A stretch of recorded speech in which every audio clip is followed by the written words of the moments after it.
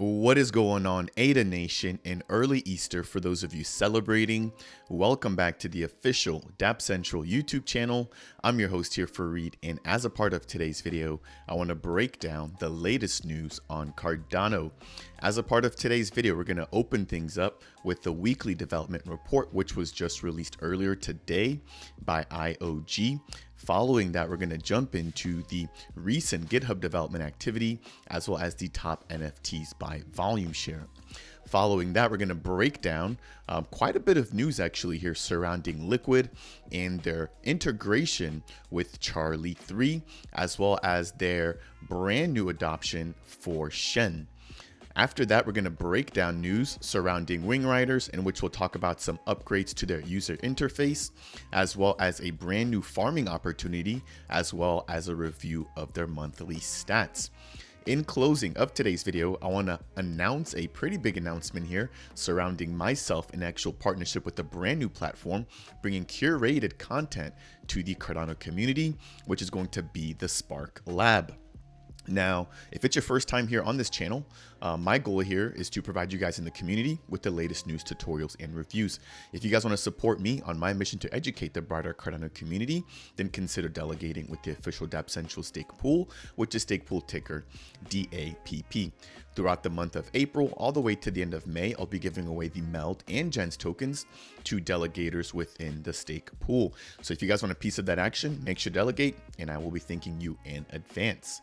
Jumping into the first topic here for today's video, I want to break down the weekly development report. Now, as always, we've got 122 projects building on Cardano with 1,200 builders, 8 million tokens, 71,000 policies, and about 7,500, almost 7,600 Plutus scripts or smart contracts. We have now officially crossed over 64 million transactions. In terms of a brief update here when it comes to Plutus V2 adoption, we've gained an additional 40 Plutus V2 scripts since the last 7 days. Moving over to the left-hand side, when it comes to some of the key highlights here, the Cardano builders have finalized the UTXO prototype and refactoring and ongoing work on the Conway Ledger era. In terms of Lace, which is going to be a wallet being developed by IOG, they now have their desktop Dapp browser UI improved. Now, in terms of SIP 1694, this has been ongoing for quite a bit of time, but there's just been some ongoing workshops and discussions internally within the community. Moving into the next topic for today's video, I want to talk to you guys about the Cardano development report. Now, I reached out to the Cardano daily team. Unfortunately, I did not get any clarity on exactly what it is that we are measuring here. However, Cardano has lost its spot to Hedera. So as a part of the last 3 or 4 updates here, Cardano continuously came in at either number 2 or number 3. However, this week we've got Polkadot coming in at number 1, Internet Computer Protocol coming in at number 2, followed by Hedera Hashgraph at number 3, and then Cardano at number 4. Now, it is a pretty close 3-way intersection here between ICP, Hedera, and Cardano, with Polkadot almost doubling the number 2 and number 3, as well as number 4 spots there. So pretty big update here. Cardano community continues to build. We just have so many platforms continuing to release updates here. This past week alone was a pretty big one for me here. I really had to stay busy creating content, and that's always a good thing, right? That means that the ecosystem is moving, and I think that's what everybody wants to see. Now, following Cardano, we've got Decentraland, Cosmos, which is going to be a blockchain bringing interoperability between other blockchains, as well as Status, Ethereum, Aptos, and Vega Protocol. Now, last week we did not see Ethereum on this list, and it looks like this week they are back on at number 8.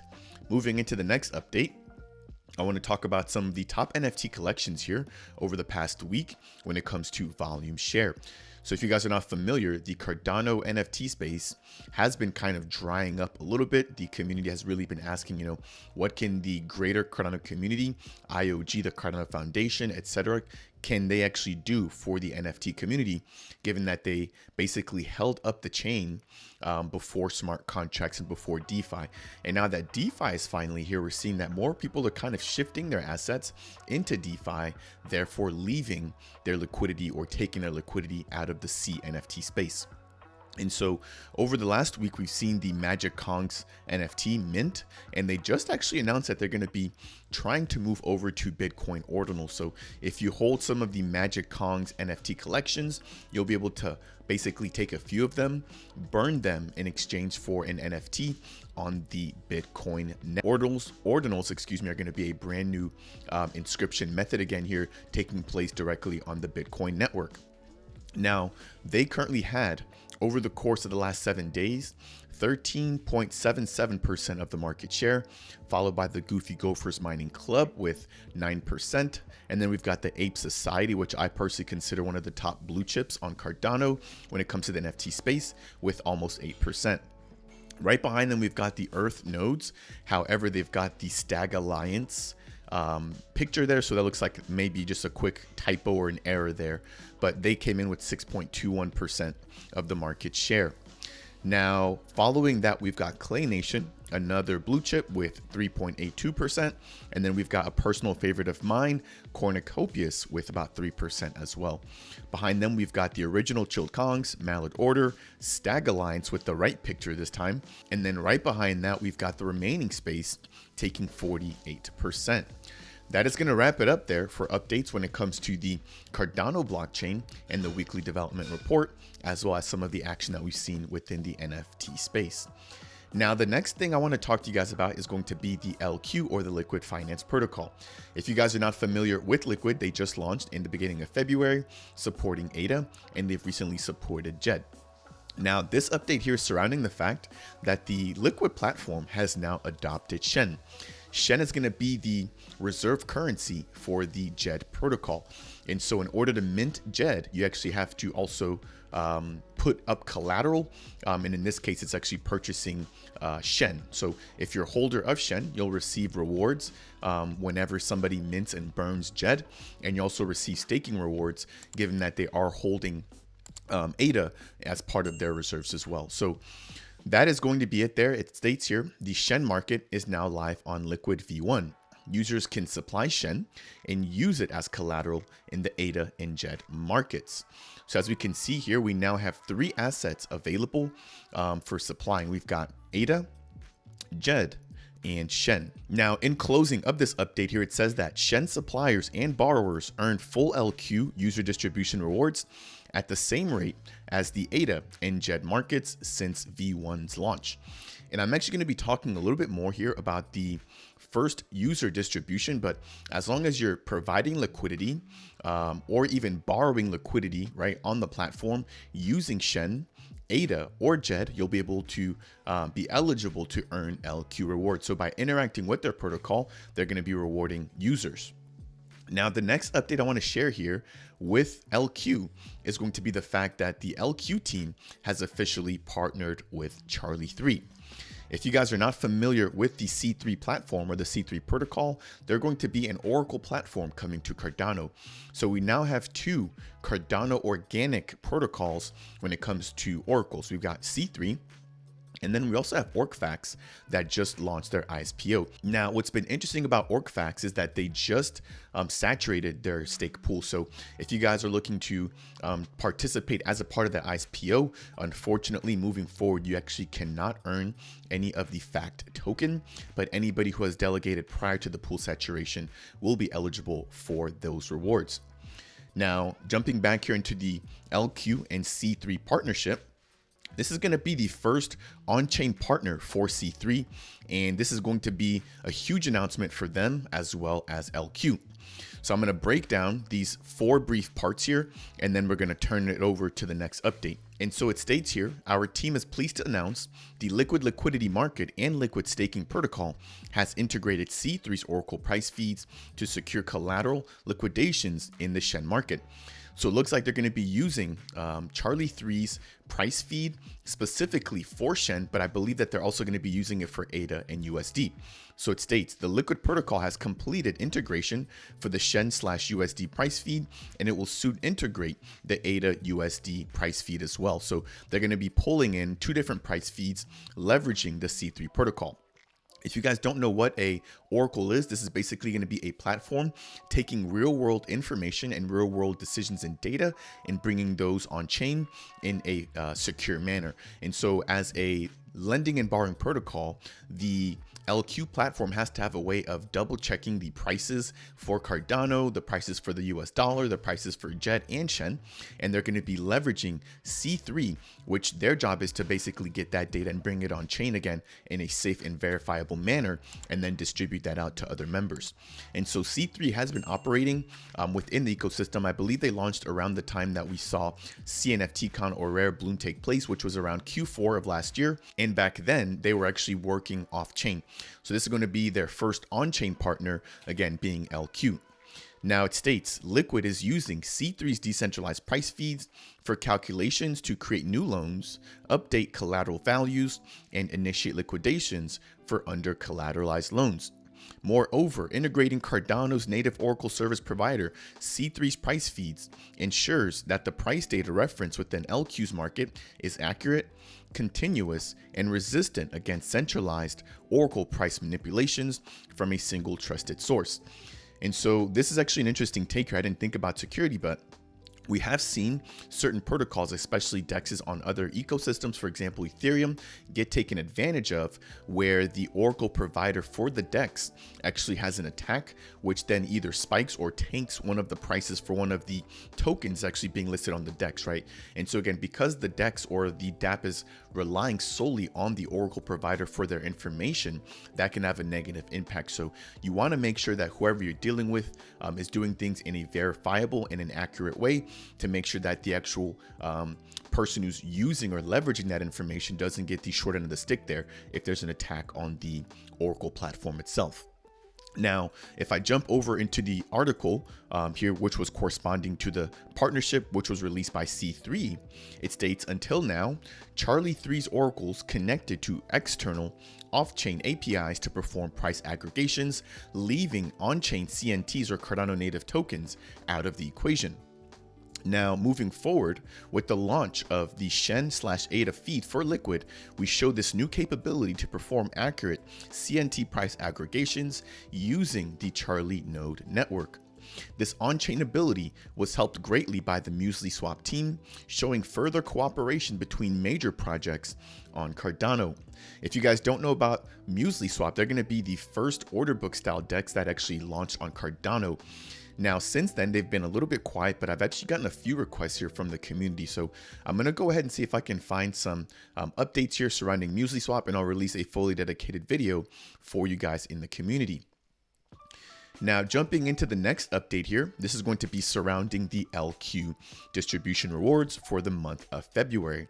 Like I mentioned earlier, they just began to launch the protocol here in early February, and this is going to be the first set of rewards that we're seeing going out to participants. So it reads, February LQ user distribution rewards can now be claimed starting in just under 10 minutes from the distribution URL above. So they're going to be using the Sunday swap distribution mechanism. And if you guys have been using or interacting with the LQ protocol, then make sure to go ahead and use that link and go ahead and double check exactly how much LQ you're eligible to earn. Again, this is all going to be dictated by how much you lend and borrow, as well as use collateral, which is going to be done in QADA. Now, what I want to mention here is just briefly take a look at the price action for LQ, which has been a little unfortunate here given the circumstances of their distribution. So normally what we see is as distributions take effect, because people are earning free tokens, right, by just interacting with the protocol, they immediately take those assets and sell those on secondary marketplaces like DEXs. So as you guys can see here, just earlier today is when the announcement was made. And since then, the price of LQ has dumped from about 18 ADA per token all the way down to about 10 ADA per token. So if you're looking for an opportunity, this is not financial advice, but this is an opportunity for you to pick up some of the LQ token if you're interested. But I just wanted to highlight that there. Now, moving into the next story, I want to break down some news surrounding the WRT platform, or the WingRiders protocol. If you guys are not familiar with WingRiders, they're going to be an AMM style DEX being released on Cardano. And so the first update that I want to share here with you guys is going to be the fact that the team has updated their user interface. So as you guys can see here, They went from a little bit of a darker theme to a much more brighter and vibrant theme, but it's still dark nonetheless. Not really a huge update here, but I wanted to point this out. Now, the next thing I want to highlight is going to be the fact that they now have a brand new farm for the Indigo team. Indigo is going to be a platform on Cardano bringing synthetic assets to the ecosystem, and this basically gives people price exposure to tokens or assets that they may not natively have on the network. So for example, we have already seen the release of IUSD, which is going to be a synthetic representation of a US dollar. We've also seen the release of IETH, which is going to be a synthetic representation of Ethereum. And as you guys know, that does not belong here on Cardano natively. But again, that's what this protocol is doing, is bringing price exposure to those assets to members within Cardano so they don't have to leave the ecosystem. So they're bringing a pretty big value proposition. But it says here, in continuation to our partnership with Indigo, we've added a brand new ADA/Indigo farm to the WingRiders deck. So if you guys hold the Indigo token, which gives you voting power on their decks, you can go ahead and actually provide liquidity to this liquidity pool in order to earn some additional rewards. Now, I'm not sure if the rewards are paid out solely in ADA, WRT, or Indy, but this is just another method here to earn some passive income. If I'm not mistaken, whenever you actually mint a CDP on their protocol, you can actually take those assets, you can stake those or provide liquidity to a DEX, and then you can then take those LP tokens and actually stake them back on the Indigo protocol in order to earn even more yield. So just another method here and another opportunity being brought up by the Indigo protocol. Congratulations to this team, as they are, I believe, number 2, actually right next to WingRiders when it comes to total value locked on Cardano, with the MinSwap DEX taking number 1. The very last update I want to share here with you guys surrounding WingRiders is going to be their monthly stats. Now, I've highlighted the fact that I think more platforms need to release monthly stat reports since then. And I'm not going to say that this was because of me. I definitely can't take any credit here, but I've just noticed more people in the community here starting to do the same. So we saw MinSwap start off with monthly stats, but we're now seeing the WingRiders protocol. We've also seen AADA Finance and a few other platforms. So this is really helpful, again, at a glance for people who are not really technical. This gives them a really good idea as to how well the platform is performing. So as a part of the month of March, we had 70,000 website visits, 16,000 swaps, 333 trading pairs with a TVL of $18 million US. As I just mentioned, I believe they're number 3 right now in the ecosystem, just right below the MinSwap and the Indigo protocol. In terms of trading volume, they had 33 million ADA being traded on the DEX, or about $13 million. Currently, their token is valued at about 0.17 cents, and there's about 29 million currently in circulation, with about 10,000 wallets holding the WRT token. They've also got a total of 27 farms, which of those, 12 of them offer double yield farming rewards. And then they've also released 12 technical updates. Now, I also want to take a second to highlight that they just released their quarterly update here, which breaks down their addition of all of the ZAP features, their stablecoin pools, as well as their recent chart updates. Now, if I get myself out of the way here, we can also see that they've got 8 DAO proposals so far, of which 5 have been implemented. And they've also got about 3,700 Twitter followers, 63 new tweets, about 10,000 Twitter followers, Discord users, and about 3 articles being released on Medium. So again, really just gives you a brief idea as to how well the platform is performing. And then on the left-hand side there, we've got the top farms with the Makasi token, JED, Zoo, RAG, Kopi, IUSD, Shen, WRT, WMT, and X-Ray. Let me know what you guys think down below. Are you guys excited for monthly stats like these? Do they make sense to you? Do you guys appreciate me covering things like this, or is this overkill when it comes to numbers? I'm personally a very analytical person, and so I really love to see updates just like these. Now, the last story I want to break down for today's Cardano Scoop update is going to be surrounding an upcoming platform providing curated content within the Cardano ecosystem. Shout out to Blake CNFT, who actually invited me onto his channel about 2 months ago to talk about NFTs, and what he's going to be bringing is going to be the SparkLab. Now, the SparkLab is going to be a platform specifically for Cardano creators and Cardano projects to grow their communities while also sharing Cardano curated videos. And so I'm actually going to be partnering here with the SparkLab and again with Blake's NFT, bringing this platform and bringing exclusive content to you guys here within the Cardano community. So in an effort to raise awareness around what the SparkLab is doing, I want to give them a brief shout out here. So in terms of some of the content creators that we're going to be seeing, we've actually got some pretty big names. So we've got Atlantic. We've also got The Block is Hot. We've got Late Game Crypto, who I've brought on this channel here multiple times. We've also got Cardano Thor, and then we've also got myself. So again here, I'm excited to be sharing this update here with you guys. Hopefully you guys will be interested in finding out more about the SparkLab and actually watching some of our content there as well. Now, I do plan on releasing some exclusive content there, again, just to kind of drive traffic there and also bring awareness to this project building on Cardano, given the fact that it's being created by a grassroots community member just like myself. It really goes to show that in this space, if you're willing to put in the work, you really can make it as a personality. Again, just contributing whatever it is that you can. You don't have to make YouTube videos, but if you want to write blogs, create tweets, create artwork, there really is space here in this ecosystem for everyone to join in. Now, in closing of this update, we've got some pretty big projects as well, and you guys know that I'm saving the best for last. So first project that we've got is going to be Wolves of Rome.